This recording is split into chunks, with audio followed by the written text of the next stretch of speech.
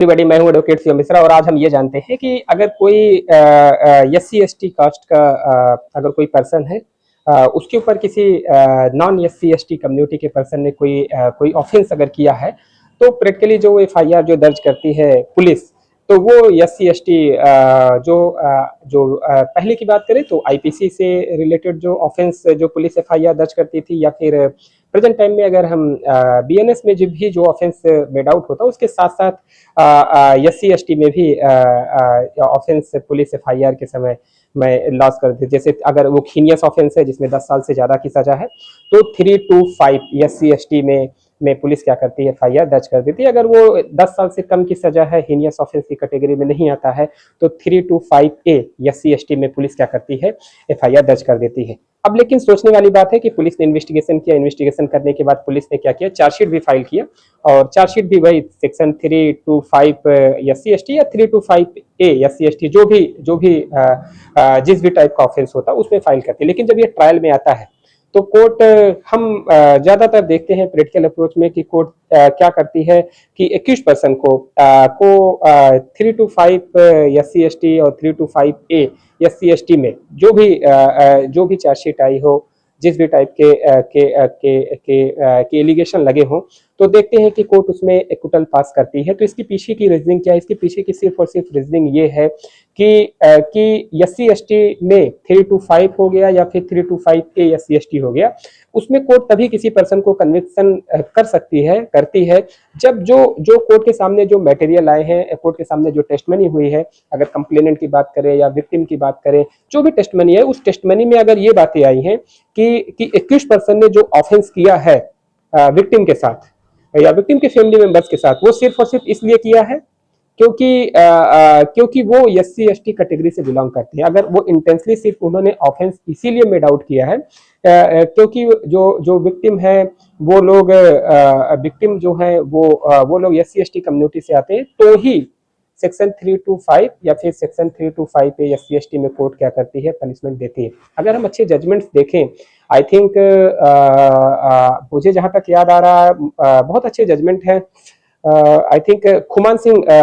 Versus the state of Madhya Pradesh, अगर मैं सही हूं तो 27 अगस्त 2019 के जजमेंट है,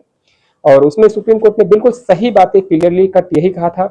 कि from the evidence and other material on the available on the record, जो भी कोर्ट के पास है, उसमें उन्होंने बताया there is nothing to suggest that the offense was committed by the accused person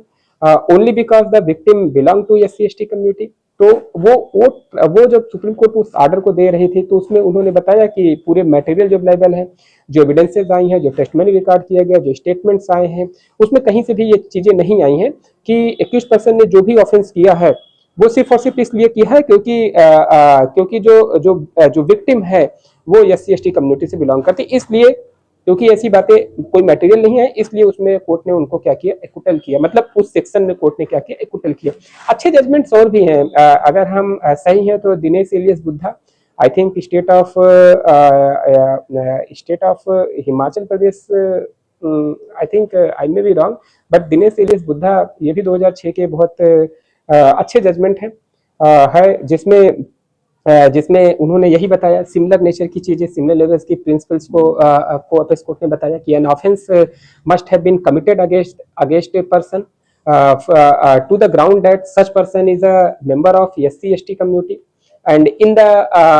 जब वो कोर्ट अप्रिसिएशन कर रही थी एविडेंसेस को, तो उसने यही चीज पाया कि जो एविडेंसेस जो भी चीजें हैं, वो ये चीजें नहीं फाइंडिंग दे पा रही हैं कि जो 21 पर्सन ने जो भी केस किया है, 21 पर्सन ने के ऊपर जो भी एलिगेशन लगा है, वो सिर्फ और सिर्फ 21 पर्सन ने इसलिए ऑफेंस किया क्योंकि जो विक्टिम है या कंप्लेनेंट है, वो लोग एससी एसटी कम्युनिटी से आते हैं, उसीलिए उन्होंने ऑफेंस किया। तो ये दोनों जजमेंट अगर हम देखें, दिनेश इलियस बुद्धा और Khuman Singh versus state of Madhya Pradesh, दोनों जजमेंट में सुप्रीम कोर्ट ने यही माना। तो सीखने समझने वाली बातें क्या है कि अगर प्रोसिक्यूशन, अगर इस बात को अगर प्रोसिक्यूशन अपने एविडेंसेस से अगर ये चीज कोर्ट में नहीं प्रूफ कर पाता है कि जो विक्टिम के साथ ऑफेंस सिर्फ और सिर्फ इसलिए हुआ क्योंकि वह एससी एसटी कम्युनिटी से बिलोंग करता था, तो डेफिनेटली इसमें जो चार्जेस अगर 21% के अगेंस्ट में अगर कोर्ट ने लेवल भी किया है, तो भी उसमें कोर्ट कन्विक्शन नहीं देती है। तो कन्विक्शन तभी हो सकता है SC/ST में सेक्शन 325 या सेक्शन 325A में जब ये प्रोसिक्यूशन अपने एविडेंस से ये प्रूफ कर पाए कि जो ऑफेंस जो एक्यूज्ड पर्सन के द्वारा किया गया है वो सिर्फ और सिर्फ इसलिए किया गया है क्योंकि वो भली भांति जानते थे कि एक्यूज्ड पर्सन SC/ST कम्युनिटी से आते थे। अगर ये चीजें नहीं आती हैं, एविडेंसेस से नहीं आती हैं, तो कोर्ट डेफिनेटली SC/ST केसेस में इस सेक्शन में कोर्ट भले ही आपके अगेंस्ट में चार्ज फ्रेम हुआ, भले ही FIR दर्ज हुई है, भले ही चार्जशीट आई हो, इवन दैट कोर्ट ने चार्ज फ्रेम की हो, बट जजमेंट के समय ये बातें कोर्ट डेफिनेटली इस सेक्शन में आपको एक्विटल करती है। और हम प्रैक्टिकली देखते हैं कोर्ट अगर वो एविडेंसेस नहीं आती हैं तो कोर्ट डेफिनेटली इसमें कभी भी सजा नहीं करती है।